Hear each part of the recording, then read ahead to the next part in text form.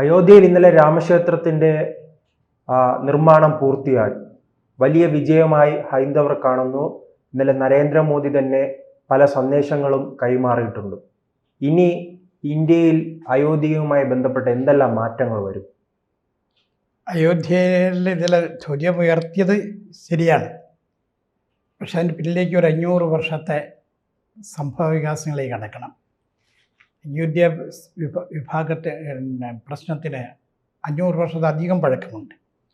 പക്ഷെ 500 വർഷമായിട്ട് അവിടെ നിരന്തരം ഹിന്ദുക്കൾ സമരം ചെയ്യുകയും ആ ക്ഷേത്രം വീണ്ടെടുക്കാൻ വേണ്ടി, അതായത് വൈദേശിക ശക്തികൾ ആക്രമിച്ച് തകർത്ത ക്ഷേത്രമാണ്.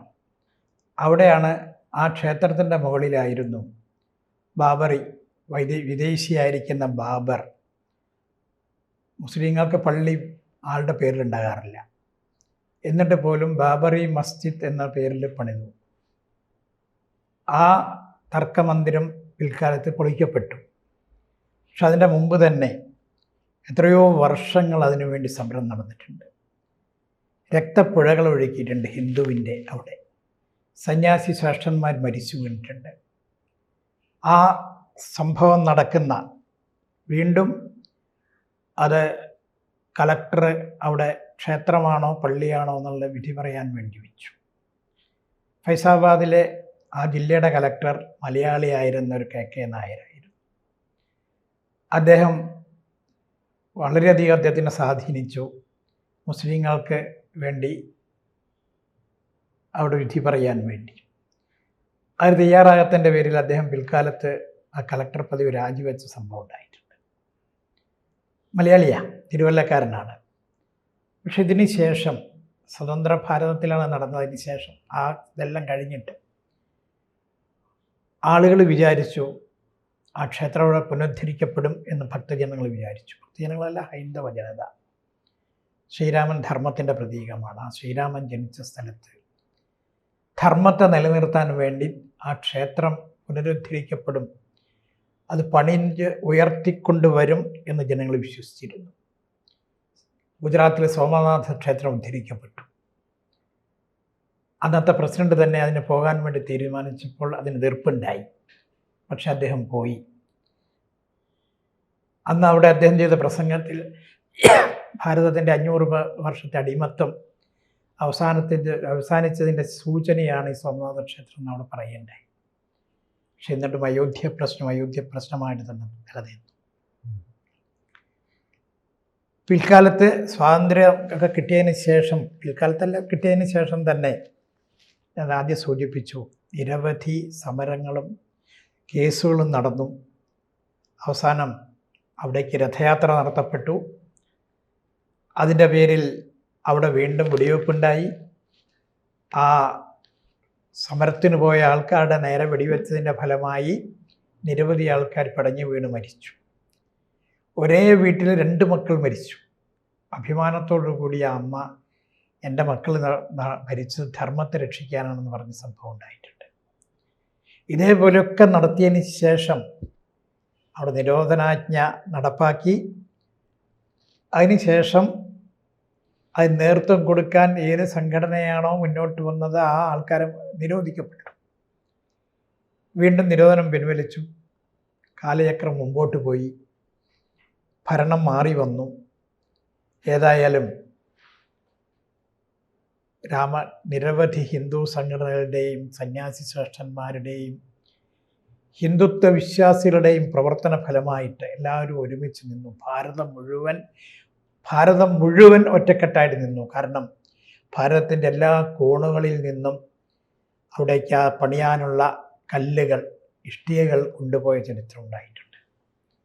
അങ്ങനെ ഭാരതത്തിലെ എല്ലാ വിഭാഗത്തിലുള്ള ആൾക്കാരും ഒരുമിച്ച് നിന്നതിൻ്റെ ഫലമായി അത് മുമ്പോട്ട് വരാൻ സാധിച്ചു. ഏതായാലും ആദ്യം ക്ഷേത്രത്തിൻ്റെ ഉദ്ഘാടനം ചെയ്തു. ഇന്നലെ പരമപവിത്രമായ ഭഗവത് ധ്വജം, ധർമ്മത്തിൻ്റെ പ്രതീകമായിട്ടുള്ളത്, വിജയത്തിൻ്റെ പ്രതീകമായിട്ടുള്ളത് ലോക ഗുരുസ്ഥാനത്തേക്ക് ഭാരതം വരുന്ന സമയത്ത് ആ ഭാരതത്തെ ലോക ഗുരുസ്ഥാനത്ത് കാണാൻ ലോകം തയ്യാറാകുന്ന അതിൻ്റെ പ്രധാനപ്പെട്ട പ്രതീകമായിരിക്കുന്ന ഭഗവത് ധ്വജം തന്നെ. അല്ല, അതിനിടയിൽ ഭാരത പലരും പ്രധാനമന്ത്രി. ഉന്നയിക്കുന്ന ഒരു ചോദ്യമുണ്ട്. ഈ ഒരു ക്ഷേത്രവുമായി ബന്ധപ്പെട്ട് അവിടുത്തെ കാര്യങ്ങൾ നോക്കാനുള്ളതും അവിടെ എല്ലാ പൂജകൾ നടത്തേണ്ടതും അവിടുത്തെ പൂജാരിയാണ്, അല്ലെങ്കിൽ ഹൈന്ദവ പുരോഹിതനാണ്. പക്ഷെ അവിടെ എല്ലാം നടത്തിയിരിക്കുന്നത് രാഷ്ട്രീയപരമായി നരേന്ദ്രമോദിയാണെന്നാണ് ഒരു വിമർശനം. രാഷ്ട്രീയപരമായിട്ട് സ്വാഭാവികമാണല്ലോ. കാരണം ധർമ്മരാജ്യം സ്ഥാപിക്കാനാണ് ശ്രീരാമചന്ദ്രൻ തയ്യാർ. ശ്രീരാമചന്ദ്രൻ്റെ പേരിലാണ് ധർമ്മരാജ്യം. ധർമ്മത്തെയാണ് അദ്ദേഹം മുമ്പ് പിടിച്ചത്. ഈ അയോധ്യയിലെ രാമക്ഷേത്രം ഈ നാടിനെ നശിപ്പിച്ച ആളുകളുടെ കൈവശം നിന്ന് ഏകദേശം 500 വർഷക്കാലം പോരാടിയിട്ട് നേടിയതാണ്. ആ പോരാട്ടത്തിന് നേതൃത്വം കൊടുത്ത ആൾക്കാർക്ക് മുഴുവൻ ആഗ്രഹമുണ്ടായിരുന്നത് ധർമ്മ രാജ്യം സ്ഥാപിക്കുന്നതോട് കൂടിയിട്ട് അതിൻ്റെ പ്രതീകമായിരുന്ന രാമക്ഷേത്രം പുനരുദ്ധരിക്കണമെന്ന് കൂടിയിട്ടാണ് പണിയണം എന്നുള്ളത്. ആ രാമക്ഷേത്രം പണിയാൻ വേണ്ടി നേതൃത്വം കൊടുത്തത് ആരായിരുന്നു? ആ പണിയിൽ കൂടിയിട്ടാണ്, അത് പണിഞ്ഞതിൻ്റെ ഫലമായിട്ട് കൂടിയിട്ടാണ് ശരിക്കും നോക്കുന്ന സമയത്ത് ഇന്ന് ഭാരത ഭരണത്തിന് നേതൃത്വം കൊടുക്കുന്ന ഭരണാധികാരി മുന്നോട്ട് വന്നത് അല്ലേ? ആ ഭരണാധികാരി കൂടി ഉണ്ടായിരുന്നു ആ സമരത്തിൽ. സ്വാഭാവികമായും ഈ നാടിനെ ഗുരുസ്ഥാനത്തേക്ക് എത്തിക്കണമെന്ന് ആഗ്രഹിക്കുന്ന, ധർമ്മരാജ്യം വരണമെന്ന് ആഗ്രഹിക്കുന്ന, ധാർമ്മികമായിരിക്കണം ഭരണത്തിൻ്റെ ഭരണകൂടം എന്ന് ആഗ്രഹിക്കുന്ന ആ ഭരണത്തിന് നേതൃത്വം കൊടുക്കുന്ന വ്യക്തി തന്നെയാണല്ലോ അവിടെ പതാക ഉയർത്താനുള്ള അവകാശം. അവിടെ ധർമ്മരാജ്യമാണ് സ്ഥാപിക്കാൻ പോണത്.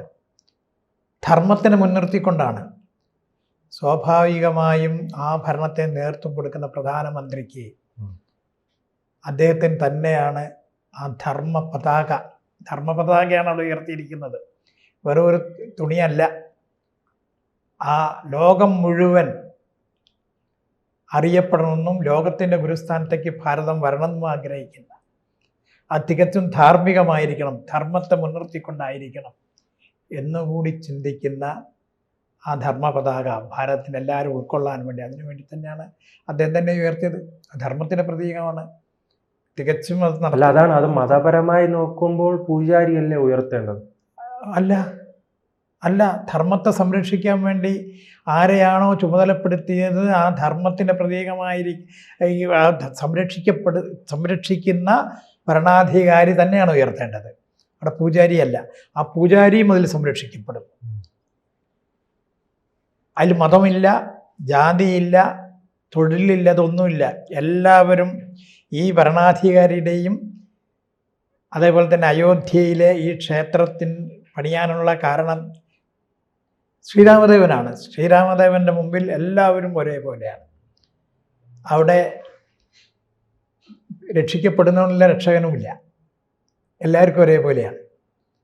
അപ്പം അതേ സംഗതി തന്നെയാണ് ഈ ധർമ്മരാജ്യം ആകണമെന്ന് ആഗ്രഹിച്ചുകൊണ്ട് ഇന്ന് ധർമ്മരാജ്യത്തിന് നേതൃത്വം കൊടുക്കുന്ന പ്രധാനമന്ത്രി തന്നെ പതാക ഉയർത്തിയിരിക്കുന്നത്.